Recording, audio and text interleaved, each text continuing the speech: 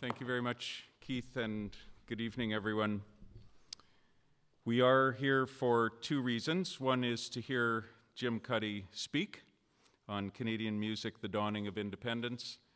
The other reason is that this is the fourth in a series of lectures that have been designed and made possible by Gail Appel, and the series is entitled the Gail Appel Lectureship in Literature and the Fine Arts. It's Gail Appel who has made it possible for us to be gathered here tonight to hear Jim, and I want to say a little bit more about the series and about Gail. Arts and Science as a college has been a leader in the university's mission of outreach and engagement. The college is vast. It's one of a kind in Canada due to its breadth of programming and its breadth of research and research activity. Of all the outreach that occurs, the fine arts departments are the most visible and the most prominent, and I'm speaking here of our art and art history department, our drama department, and our music department. A huge proportion of the province's musicians, visual artists, directors, actors, writers have been involved with and influenced by each of these departments in some way or other.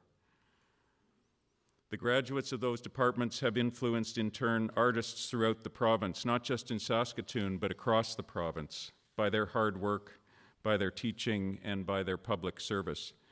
So anything, and this is my point, that is done to support the fine arts departments has an enormous impact far beyond the college and beyond the university and beyond its students. And that's why the Gail Appel Lectureship in Literature and the Fine Arts is so important. The first was given several years ago by Buffy St. Marie, the next by the novelist Alan Lightman, then by Sir Ken Robinson, and now the fourth by Jim Cuddy. I want to tell you a little bit more about Gail before I introduce Jim. Gail grew up in Candoon near North Battleford. After arriving at the University of Saskatchewan, she worked her way through school studying English, art, and sociology. Graduating with her BA in 1966, she realized the skills she honed throughout her studies in the College of Arts and Science would help her succeed at graduate school, and she earned a master's degree in social work at the University of Manitoba. She is now an accomplished visual artist and widely recognized as a generous philanthropist and prominent businesswoman across Canada. In addition to this lecture series, Gail and her husband Mark have also established many other incredible programs that benefit students on this campus, including the Gail Appel Fund for Study Abroad. Gail and Mark have also helped augment education in their home city of Toronto. They have established the Gail Appel Institute at the Hinks Delcrest Center. Established in 1986, the center's Gail Appel Institute provides advanced training, research, and community consultation in the area of children's mental health. And they have also established the Mark and Gail Appel program in Holocaust and anti-racism education at York University, learning from the past, teaching for the future. This institute provides teaching, research, and curriculum development for the Center for Jewish Studies and the Canadian Center for German and European Studies at York. The project brings together university students and faculty from Canada, Germany, and Poland to explore issues of the Holocaust and racism in the context of contemporary education.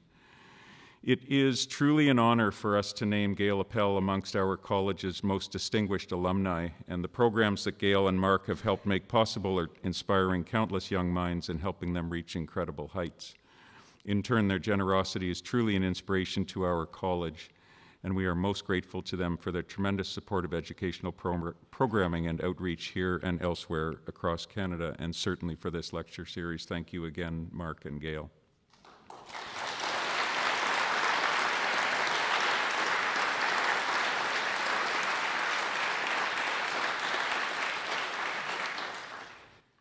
And now that we all know how tonight has been made possible, I'd like to introduce tonight's honored guest, Jim Cuddy.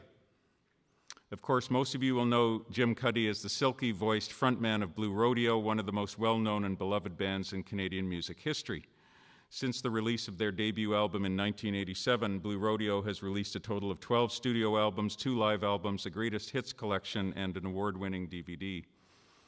In their 25-year career, Blue Rodeo has sold over 4 million records, had 24 top 40 singles, won an unprecedented 5 Juno Awards as Group of the Year, been handed the keys to the City of Toronto, and been inducted onto Canada's Walk of Fame, only the 5th band to receive this prestigious honor. In 2012, they were also inducted into the Canadian Music Hall of Fame. Jim is also an accomplished solo artist who has released 3 solo albums. I also happen to know that he got his undergraduate degree at Queen's University when I did. Yeah. I think we were students there. I just remember playing guitar for 4 years, but I think we were singing. Not a deanly thing to say.